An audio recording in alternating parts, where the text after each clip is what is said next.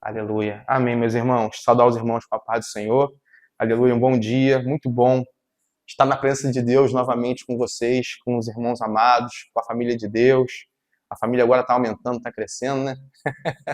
O ministério está ganhando proporções maiores. Glória a Deus, meus irmãos. Amados, quero trazer o tema de hoje, nossa pregação, que chama-se Uma Nação de Reis e Sacerdotes, né? É um tema bem interessante para nós explorarmos.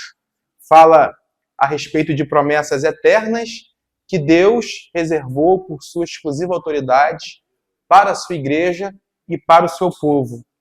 O texto base que nós vamos usar é Apocalipse 5, tá bom? Apocalipse 5, vamos lá. Versículo 9. Nós vamos ler o 9 e o 10, tá bom? Apocalipse 5. Vai ser o nosso texto base para nós discorrermos esse pensamento. Para nós falarmos desse grande significado, do que representa essa promessa para o povo de Deus, do qual o texto mesmo aqui irá abordar. Apocalipse 5 fala de uma visão, né, que o apóstolo João teve sobre o livro selado, e nessa parte especificamente, do versículo 9, ele trata assim: e entoavam um novo cântico, dizendo: digno és de tomar o livro e de abrir os selos, porque fostes morto, e com o teu sangue comprastes para Deus os que procedem de toda tribo, língua, povo e nação. E para o nosso Deus os constituístes reino e sacerdotes, e reinarão sobre a terra. Aleluia. Uma das partes que eu mais gosto é esse final, porque ele traz uma grande revelação para o seu povo, para a sua igreja. Meus irmãos, o que nós vemos aqui é a visão que João teve acerca da glória de Deus, e mais precisamente, ele faz menção de que Jesus, quando veio como sendo filho do Deus vivo, para cumprir o propósito de subir no Calvário, de doar a sua vida em favor de muitos, ele diz aqui que através desse sangue, da obra redentora de Cristo, é que foi possível que nós já estávamos no projeto de redenção eterna de Deus. E ele diz aqui que agora não seria apenas uma tribo, não seria apenas o Israel de Deus, né? O Israel do qual Deus se revelou a Moisés, aos patriarcas, aos profetas, não somente eles, como nação, mas agora a revelação que Deus traz é que, através do sangue de Jesus Cristo, os que procedem de toda tribo, língua, povo e nação seriam constituídos por Deus como reis, como sacerdotes do Deus Altíssimo. Olha que poderoso entendimento. E ele ainda aponta no final dizendo que eles vão reinar sobre a terra. E aqui também faz alusão às promessas que Deus fez aos patriarcas, ao povo judeu, a respeito de uma terra, né, que eles iriam herdar, que eles iriam tomar posse por herança. Então, o discernimento que o João traz aqui é que nós, os gentios, teríamos também acesso a esse reino e nós também seríamos esses sacerdotes. E aqui está prefigurando o que Deus introduziu a partir de Moisés. Vocês conhecem a passagem, quando Deus tira o seu povo das mãos de Faraó, né, e resgata como um forte. E após isso, eles irem para o deserto, Deus chama Moisés e começa a revelar a sua vontade no Monte Sinai. E ele fala para Moisés que Arão, o seu irmão, né, iria iniciar um ciclo sacerdotal perante ele. Então aqui ele introduz, né, o sacerdócio eterno a começar por Arão, seu irmão, e seus descendentes. Tá? E a tribo de Levi foi chamada, né, para prestar o ofício sacerdotal também perante o Senhor. Então, os levitas seriam os auxiliadores, né, de Arão e sua descendência. Amém? Bom, o pensamento aqui que eu gostaria de expressar é que o sacerdócio levítico apontava para a glória eterna que viria a se manifestar na plenitude dos tempos através do ofício sacerdotal de Cristo Jesus, por meio do Evangelho. Então nós sabemos que todo aquele modelo que estava sendo erguido por Deus e levantado como uma instrução para o povo, apontava, né, para Cristo e o seu sacerdócio. Né? E João está dizendo que a partir de Cristo, do que Cristo realizou, nós seríamos introduzidos também como sacerdotes diante de Deus. Nós sabemos que todos aqueles que são chamados, toda a igreja de Deus, todos aqueles que ouvem o Evangelho, que são chamados para participar da nova aliança no sangue de Jesus, nós precisamos compreender o propósito e o significado do que é servir como ministro e sacerdote diante de Deus. Então é muito importante a gente entender esse fundamento. Como que nós, a igreja do Senhor, você, eu, vamos oficiar esse sacerdócio diante de Deus. Então eu gostaria de trabalhar essas categorias hoje com os irmãos e dizer que a revelação desse projeto, desse plano eterno, é uma revelação o quê, irmãos? Progressiva. A revelação de quem Deus é, ela vai se tornando gradativa e vai evoluindo, se desenvolvendo ao longo dos tempos. Amém? Então Deus chamou um povo e se revelou como Deus Todo-Poderoso, né? E já tem se passado mais ou menos em torno de mais de 5.000 anos de história, e estamos aqui hoje, e nós também fazemos parte desse projeto eterno. Então, à medida que nós somos expostos ao Evangelho e à pregação da Palavra de Deus, nós vamos conhecendo a herança. Nós vamos conhecendo a vontade de Deus para a nossa vida. Então, veja, o Senhor não nos chama para nós sermos apenas um cristão praticante. O chamado de Deus para nós não é para nós sermos uns cristãos administrativos, de igreja, que dá dízimo, né? E que se relaciona socialmente com pessoas apenas. Né? O nosso chamado não é só isso. O nosso chamado é muito maior do que isso. O nosso chamado não é representar uma placa, uma denominação, ou carregar um título. Né? O nosso chamado é nós, a partir desse entendimento, revelarmos a glória de Deus através desse sacerdócio de ministrantes que nós somos. E isso é muito mais glorioso do que apenas você ser chamado de evangélico. Ou então você ter uma denominação que você professa, eu congrego aqui, eu sou dessa igreja A, eu sou dessa igreja B, eu participo, né, de alguns eventos na minha igreja, essa semana teve, né, um evento na minha igreja, foi maravilhoso. Não, isso é bênção, meus irmãos. Tudo isso tem valor diante de Deus. Mas o que nós queremos trazer à memória dos irmãos é a responsabilidade que nós temos de, diante de Deus, oficiar esse sacerdócio. Porque, deixa eu lhe falar, o tipo de vida e de comportamento e de conduta que nós temos hoje, ele, na verdade, reflete aquilo que a igreja vai ser por toda a eternidade. Porque o que o Apocalipse diz aqui é que quando Deus constitui reino e sacerdote, só um minutinho. Quando constitui reino e sacerdote, então eles vão reinar sobre a terra. Então é muito importante nós entendermos esse grande propósito de Deus. Amém? Então, a antiga aliança, nós sabemos, irmãos, que a antiga aliança era sombra e apontava para a verdadeira realidade em Cristo. Amém? Então, tudo o que Moisés, a lei, os sacerdotes, os profetas, tudo que eles realizavam, visava apontar para a realidade de Cristo, o que iria se manifestar a partir do ministério de Jesus. O sacerdócio, como nós falamos, teve seu início em Arão e seus descendentes. Eles foram separados e consagrados, amém? Para oficiarem como sacerdotes perante o Senhor. Então, nós entendemos ali que foi o próprio Deus quem veio sobre o seu povo, separou Arão, irmão de Moisés, a tribo de Levi, para serem sacerdotes perante ele.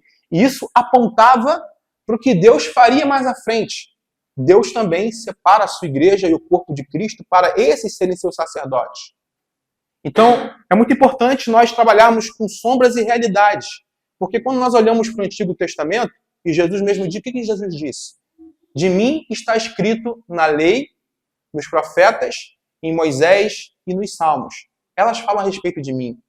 Né? Nós até lemos semana passada sobre... na semana passada não, algumas semanas atrás, sobre o poder das Escrituras. Né? Que ela tem esse poder de nos educar para a justiça. Que as Escrituras têm esse poder de nos habilitar como homem, como ministro de Deus, como homens perfeitos diante do Senhor. Nós lemos sobre isso. Né? Então, nós entendemos que assim como Deus separou uma tribo e separou homens para ministrarem diante dele, nós somos essa realidade em Cristo. Por isso que é muito importante nós não nos relacionarmos com Deus a partir de critérios religiosos. Nós precisamos nos relacionar com Cristo através de uma revelação eterna que mostra que nós somos, ainda que vasos de barro, nós recebemos a glória do seu reino sobre nós, para a partir de nós estabelecermos o reino de Deus na terra. Irmãos, a palavra sacerdote, ela vem com seu significado de sacer, significa sagrado, aquele que foi separado. Chama também de bem-aventurado, tem esse significado, a palavra sacer. Né? Então fala de sacerdote. Dote fala daquele que recebeu uma graça, que se tornou propriedade de Deus, que pertence a ele. Você sabe que antigamente os casamentos como eram feitos? Eram feitos através de dote, né? O homem vinha, ele tinha uma pretendente, ele vinha conversar com o pai daquela pretendente e ele dava um dote e adquiria a sua esposa como a sua propriedade. Né? E ali tinha o casamento. Então, a questão do nome sacerdote tem esse sentido. Quando nós somos separados por Deus para exercer um serviço sagrado por meio de um dote, de uma graça que nós recebemos. Então, a igreja de Deus, ela foi comprada com o sangue de Jesus Cristo e nós recebemos esse dom, o dom de sermos ministrantes diante de Deus e carregando a mensagem do Evangelho. Amém? Então, o significado real de sacerdote é aquele que é separado para o serviço sagrado. Amém? Também tem o entendimento de que é aquele que é dedicado a cuidar dos atributos e do culto a Deus. Porque não era assim que os levitas faziam, os sacerdotes no templo? Eles não revelavam a glória de Deus? As tribos que estavam em volta não olhavam para eles como exemplo? Eles não eram responsáveis por guardar, né, a aliança, guardar o mandamento? Eles eram zelosos do templo, do tabernáculo. E tudo isso revelava o quê? Obediência. Eles revelavam essa obediência para o povo. Então o povo olhava para eles, né, e se espelhava. E Deus vinha e se revelava com os sinais, como vocês conhecem as passagens, como Deus se manifestava no meio daquele povo. Então, o que eu quero chamar a atenção nossa para essa manhã é que nós venhamos a despertar para esse cuidado. Assim como eles foram na Antiga Aliança, a Antiga Aliança aponta para como nós vamos administrar esse conhecimento de Deus. Como nós temos feito isso no nosso dia a dia. Né? Porque nós sabemos que a partir dessa obediência e a partir desse entendimento que nós estamos servindo a uma causa nobre e eterna, nós seremos zelosos, né, em todo o cuidado a respeito de Deus. Bom, a palavra consagrado, ela tem esse sentido de estar junto, né? Porque com é junto, sagrado é o ofício que nós exercemos diante de Deus. Então, consagrado é estar próximo de Deus, estar junto, estar mais perto, né? Ser até muito mesmo mediador. Nós sabemos que o nosso mediador entre a igreja e Deus é Cristo, amém? Mas só que A exemplo do que eram os levitas e os sacerdotes, eles eram os mediadores entre o povo e Deus. Então, olha como é que é importante nós que professamos o nome do Senhor e carregamos a sua palavra. É como se nós fôssemos também um mediador, em parênteses. Né? Sabemos que mediador é Cristo, mas através de nós, né, da nossa conduta, do nosso comportamento, através de como nós nos portamos, né, nós servimos também de mediadores. Pessoas olham para nós, né, e veem, através, né, da boa confissão, do bom testemunho, né, que nós somos de fato estrangeiros nesse mundo, nós somos peregrinos, né? Como se olhassem para nós e fossem, essas pessoas não são daqui. Não é verdade? Então, devido a esse cuidado, devido a estar consagrado a Deus. Tanto é que em Salmos 65:4 fala que bem-aventurado é aquele a quem o Senhor escolhe. Amém? Você é bem-aventurado, meu irmão. Você é um bem-aventurado. Desde quando o Senhor te chamou. Você lembra de quando foi feito o chamado na sua vida. Então, você alcançou essa graça. Você recebeu esse dote de Deus. Deus comprou você por alto preço e falou assim, você é minha. Você pertence a mim. Então, você é meu consagrado. Então, ele vem sobre cada um de nós e nos separa para ele. Então, esse é o sentido. Em Salmo 65, ele fala, bem-aventurado é aquele a quem o Senhor escolhe. Olha só. E aproximas de ti. Ó o consagrado aqui, estar junto, estar próximo de Deus. Tá? Aqui fala, para que assista onde? Nos teus átrios. Ele diz ainda, ficaremos satisfeitos com a bondade da tua casa, o teu santo templo. Olha o regozijo. Você sai nessa manhã, nesse domingo de carnaval, alegre e feliz por ser participante do corpo de Cristo. Você está aqui assentado diante de Deus, tendo a total consciência de que você foi um agraciado por Deus ter te escolhido e Ele te aproximou dele. Ele mesmo se revelou para nós e nos aproximou, porque nós estávamos separados, não diz o texto. Não diz o texto que nós estávamos separados da promessa? Havia um muro de separação que nos deixava distante de Deus. Nós não conseguíamos tocar nas promessas, porque nós estávamos separados. Então, essa questão do sacerdócio tem esse primeiro entendimento de nós entendermos que o Senhor nos separou para Ele, para nós, perante o seu nome, sermos os ministros dessa nova aliança. Amém? Paulo, sobre esse mesmo tema, ele escreve que por causa da graça que foi revelada a ele, apóstolo Paulo, ele foi inserido como esse ministro, ele entendeu esse sacerdócio. Então ele era o ministro de Cristo Jesus para quem? Para os gentios. E ele fala assim em Romanos, para o sagrado encargo de anunciar o evangelho de Deus. Olha que tremendo. Então você percebe que assim como na antiga aliança, aquela sombra, Deus separou homens para um ofício sagrado, sacerdotal perante eles, Paulo vem revelar aqui que a igreja também exerce esse mesmo ofício sagrado, só que agora na pregação do evangelho. Então nós somos os sacerdotes de Deus porque nós somos separados para nós anunciarmos as boas novas de salvação, para nós pregarmos o evangelho das boas novas. Então isso é um ofício sagrado. Então você veja, nós sabemos o que, irmãos? Os levitas eles eram o quê? Cuidadosos do templo, né? Eles eram zelosos, né? Eles tinham as suas atribuições, as suas tarefas, eles viviam dentro do tabernáculo e para cultuar a Deus, somente. Eles deviam revelar e ensinar a vontade de Deus para o povo. Então isso tudo apontava porque Cristo iria fazer através do seu ministério e nós, nesse ofício sagrado, fomos inseridos para agora nós não sermos mais os sacerdotes do templo. Agora é o sacerdote da vida. É o sacerdócio do ide. Ide por todo mundo. Agora você cumpre o seu sacerdócio na caminhada, não mais preso num espaço geográfico, não mais parado. Agora é para você sair, vai em meu nome, anuncia, prega, revela a glória do evangelho. Olha que tremendo. Eu queria destacar algumas características aqui que nós encontramos no sacerdócio levítico, mas que apontam para esse nosso sacerdócio em Cristo Jesus. Amém? Eles, os levitas, eles demonstravam o quê? Fidelidade aos mandamentos, ok? E às instruções de Moisés. Então, assim como Moisés ouvia de Deus, Moisés transmitia para o povo, amém? e havia ali aqueles que ouviam as palavras e eram obedientes a tudo aquilo que era instruído.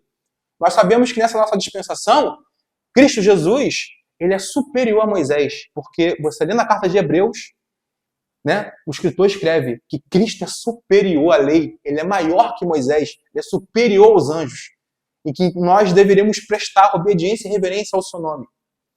Então, nós entendemos o quê? Que é importante nós desenvolvermos essa fidelidade à palavra, fidelidade ao nome do Senhor, sabe? Também existe aqui uma característica muito interessante, que aqueles sacerdotes, eles se destacavam, eles carregavam sobre si o quê? Um padrão de vida santa, não é verdade? Eles não eram separados por Deus? As tribos não olhavam para eles assim e admiravam do ponto de vista positivo, não do ponto de vista de idolatria, mas olhavam para eles assim, eles viam a glória de Deus naquele chamamento, Deus separar uma tribo para ser dependente dele, exclusivamente de Deus. Eles olhavam para eles, era um padrão de vida, era um modelo a ser seguido. O apóstolo Paulo usa esse mesmo termo, ele fala sobre a vida digna, que nós temos que ser dignos dos chamados, né? Da vocação que vós fostes chamados. Né? Então nós temos que apresentar também esse comportamento digno, né? De servir como exemplo e modelo para os demais. Amém? Eles apresentam ali um modelo de serviço e de cuidado na adoração.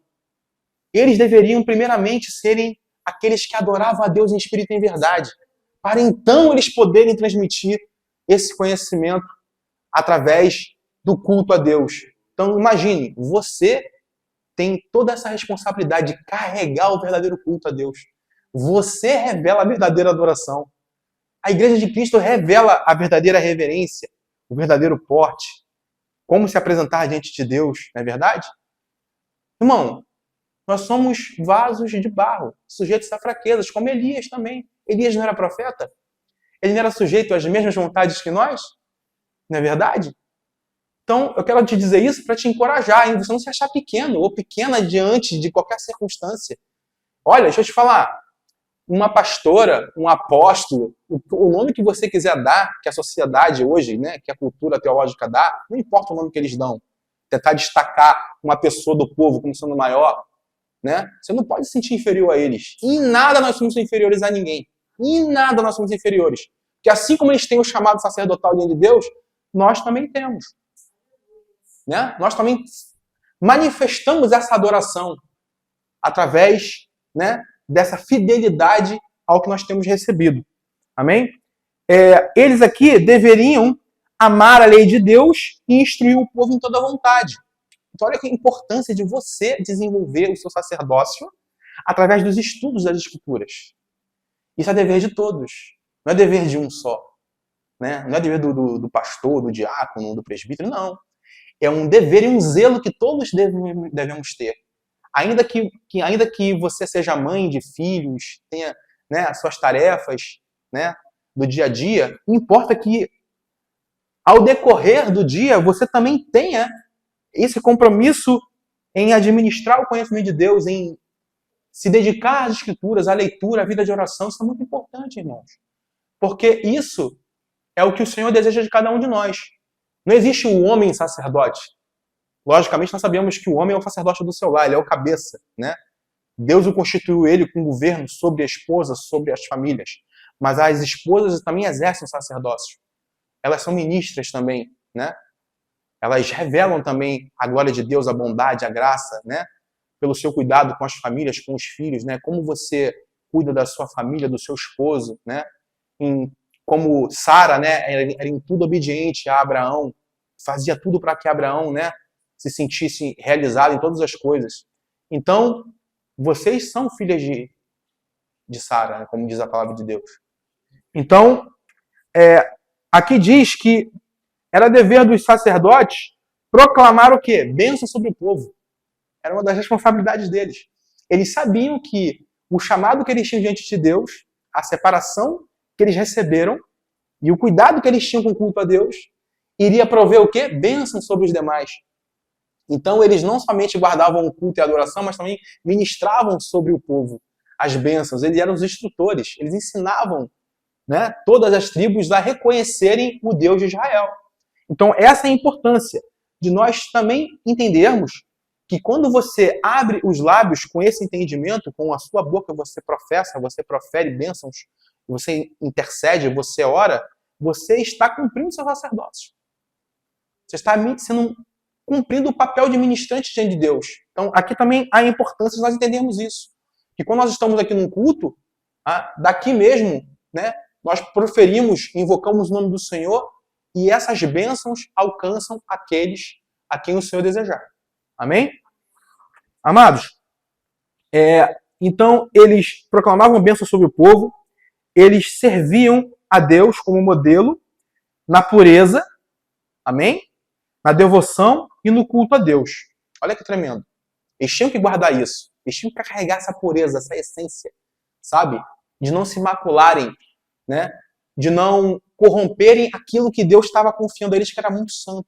Então, assim também nós devemos guardar o nosso sacerdócio, como o apóstolo Paulo ensinou em Filipenses. Tudo que é justo, tudo que é bom, tudo que é honesto, tudo que é de boa fama, nisso pensai. E que isso seja o que ocupe o vosso pensamento. Então, a mentalidade de um sacerdote não é a mentalidade de uma pessoa normal deste mundo. Porque uma pessoa deste mundo, ela está preocupada com as coisas desse mundo, apenas. Né? Uma pessoa que está com a mente nesse mundo, ela quer usufruir, né, das coisas do mundo, do que o dinheiro pode proporcionar, do que ela pode comprar. Né? Então, um servo de Deus, um sacerdote, ele não somente vive a plenitude de Deus nessa vida, mas ele precisa ocupar o pensamento dele de tudo aquilo que é puro, tudo aquilo, né, que é de boa fama, tudo aquilo que edifica, tudo aquilo que diz respeito à vontade de Deus. Então é muito importante isso. Olha, as vestes do sacerdote indicavam que eles estavam a serviço do Senhor. Então, os sacerdotes, eles tinham umas vestes diferenciadas, né? Vocês já viram, talvez, na internet, alguma fotografia de como eram as vestes longas, brancas, né, alongadas. O sumo sacerdote tinha um peitoral aqui, né? E chamado de estola sacerdotal. Né? Então, aquilo ali destacava eles do povo. Então, quando um sacerdote passava no meio da congregação, do povo, da tribo de Israel, aquele ali serve ao Senhor. Aquele ali é um santo de Deus. Aquele ali foi separado. Ele é um adorador. E no novo pacto, nós entendemos o que são essas vestes, meu irmão. É quando nós nos revestimos do novo homem. Então, o próprio Deus vem e nos veste de salvação. Nos veste de justiça. E essa roupa está sobre nós. Esse linho finíssimo, como nós já falamos, né, que era feito a roupa do sumo sacerdote, são as obras de justiça dos santos da igreja. Olha que tremendo. A igreja vai sendo vestida à medida que ela coloca em prática a justiça. Olha a importância de nós praticarmos tudo o que nós temos ouvido, irmãos. É muito importante. Porque do mesmo modo que aqueles sacerdotes se destacavam no meio do povo, nós nos destacamos no meio da sociedade, do mundo que vivemos, através desses atos de justiça que nos seguem. É um modo de vida, sabe? Lá no seu trabalho, onde você está, sabe? Na comunhão com seus parentes, na sua família, na sua casa, por onde você anda, aonde você mora, tem pessoas que estão reparando no seu modo de agir. As pessoas estão reparando no seu modo de falar. As pessoas estão reparando com quem você se assenta. Elas reparam. E eu te digo, qual tipo de vestes vai carregar o seu corpo? São as vestes de justiça? Ou são as vestes da morte? De forma alguma.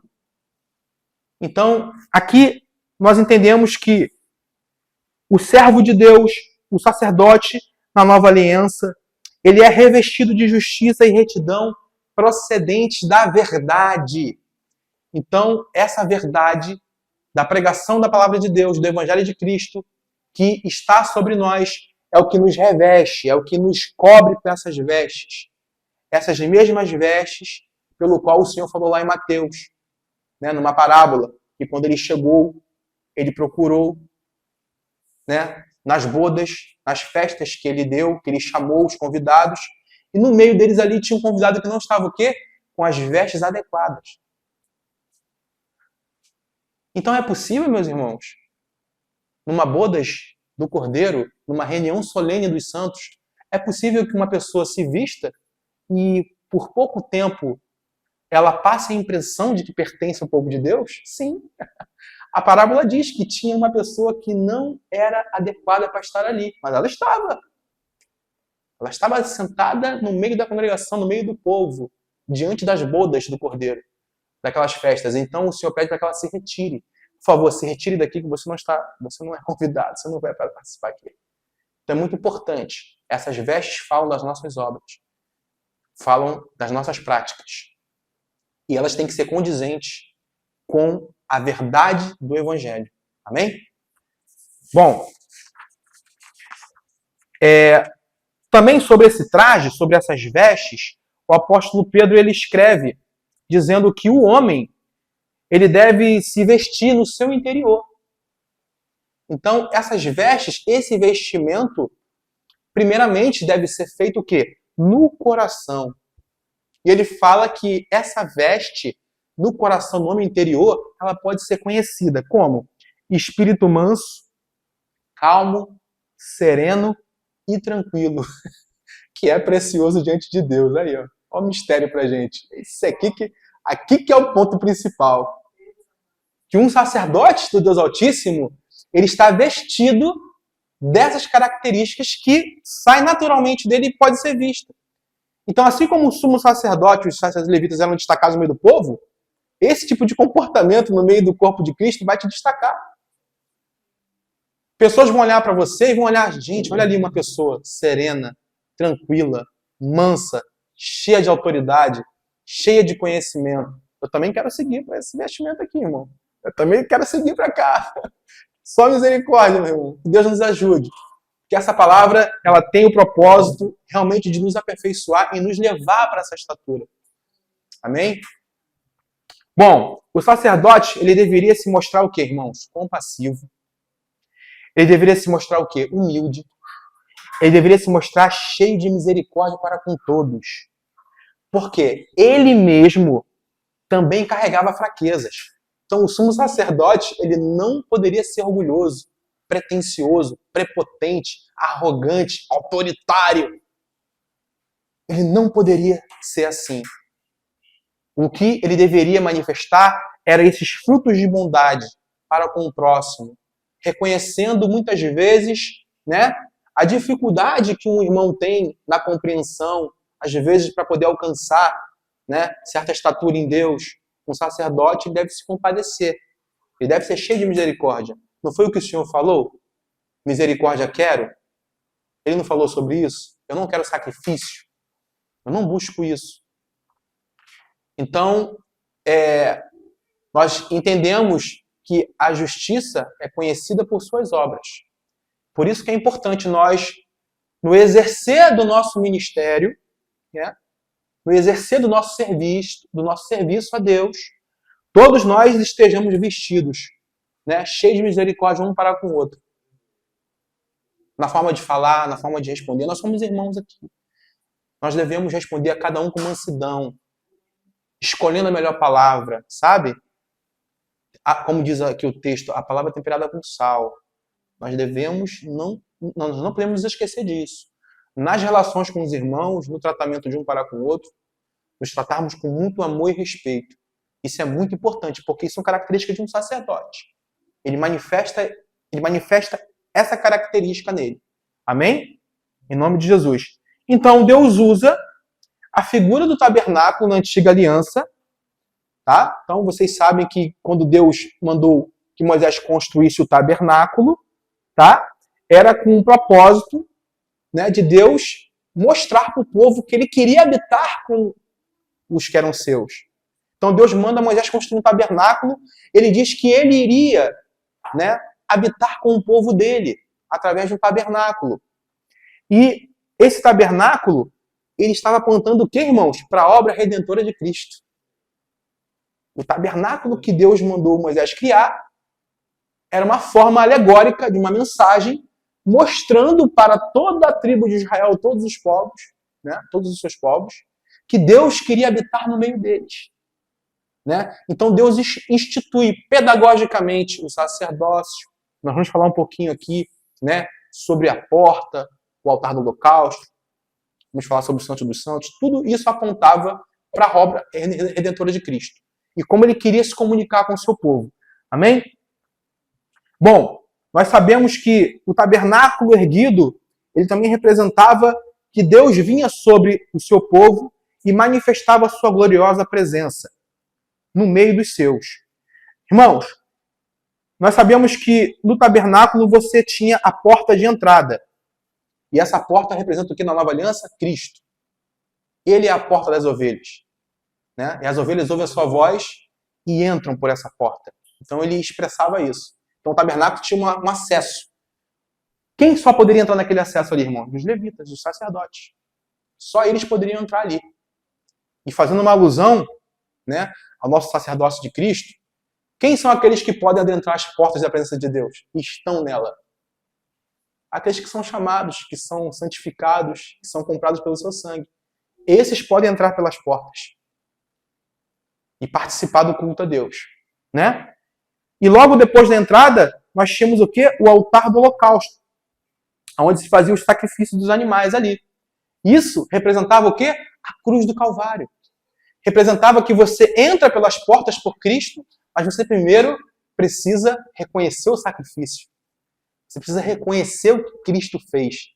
Você tem que entender e discernir o que a cruz do Calvário representa. Para Deus, para os céus, para o reino espiritual. Tendo esse total entendimento, você está adentrando como um sacerdócio. Você está cumprindo o seu ofício sacerdotal de forma correta. Olha só a importância de você entender os significados. Né? Logo após o altar do holocausto, você tinha mais à frente o lavatório. Né? Que os sacerdotes tinham que se lavar antes de entrar. Né? Então, o lavatório representa o quê? A purificação e a santificação. Representa que nós entramos por Cristo, recebemos e reconhecemos o seu sacrifício, o que ele fez por nós, e nós somos lavados pela água limpa da sua palavra.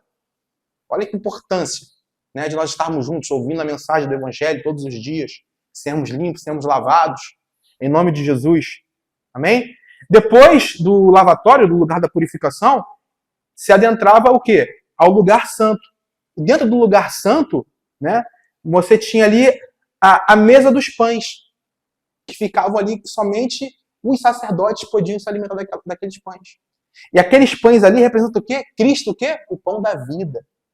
Ele é o nosso alimento, ele é o nosso sustento. Então, o sacerdote depende da palavra de Deus. Né? O Filho de Deus depende, né, da instrução que vem da palavra de Deus. É o que alimenta, é o que lhe fortalece, né, para a caminhada, para a vida, para cumprir o propósito. Amém? Nós tínhamos também, logo ali em frente, tínhamos o quê? O candelabro de ouro. Candelabro de ouro, que representa o quê? Cristo, a luz do mundo, iluminando com o seu conhecimento através da pregação do Evangelho. Então você tem o pão, né? Você tem a glória, né, de Cristo reluzindo sobre o sacerdote, né, iluminando ele, dando entendimento, não é verdade? Para que ele venha cumprir a sua missão. Irmãos, logo após o candelabro de ouro, você tem ali também o incenso, o incensário, né, que diz respeito ao nosso eterno intercessor. Então você tinha ali um incensário que ficava também, o sacerdote pegava ali, ele ficava balançando, passando, né, perfumando o ambiente, enchendo da glória de Deus. E isso significa o quê? As intercessões de Cristo por nós. Uma intercessão eterna. Dele que é o sumo sacerdote sobre nós. Amém? Nos santificando e nos preparando para conhecer o Santo dos Santos. Aleluia. Nós tínhamos também o véu, né, que separava do lugar santíssimo e a Arca da Aliança. Então, Cristo Jesus, para poder ele assumir a autoria desse tabernáculo, dizendo que ele é que era a manifestação desse tabernáculo eterno para o seu povo, ele falou as seguintes palavras: eu sou o caminho, eu sou a porta das ovelhas, eu sou o pão da vida, eu sou a luz do mundo, eu sou a fonte das águas, eu sou o Cordeiro de Deus que tira o pecado do mundo. Cristo é o nosso Redentor, meus irmãos. Ele é o nosso sustento, ele é o nosso guia, ele é o nosso purificador, meus irmãos. Quero pedir aos irmãos para que abram Isaías 61. Nós vamos encerrar a mensagem aqui, tá bom? Aleluia. Isaías 61 está falando de uma promessa muito gloriosa. tá? Isaías 61, tá bom?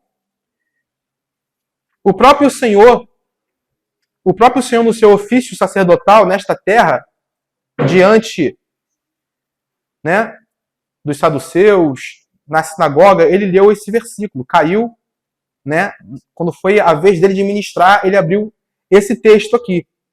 O Espírito do Senhor Deus está sobre mim, Jesus falou, porque o Senhor me ungiu para pregar as boas novas aos quebrantados, e me enviou a curar os quebrantados de coração, a proclamar libertação aos cativos e a pôr em liberdade os algemados. Olha que tremendo. Olha o ofício sacerdotal de Cristo.